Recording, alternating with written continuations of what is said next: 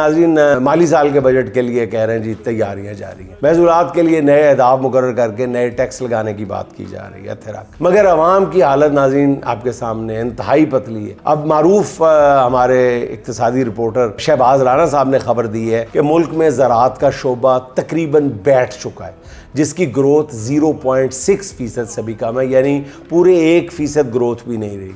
रवां साल गंदम की पैदावार में 11% कमी हुई है।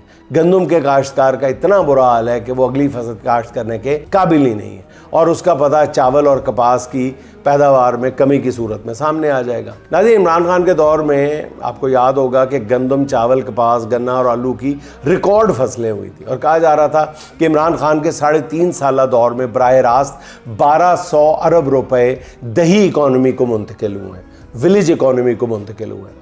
अब ज़राअत की मजमूई पैदावार भी 7% के करीब थी उस वक्त, 7%, जो आप 0.6 से भी नीचे आ गई है। मगर उस वक्त ज़राअत और किसान आज के दौर में देखें ये हाल है कि उस वक्त का जो खुशी से सरशार किसान था, आज उसका कोई पुरसाने हाल नहीं।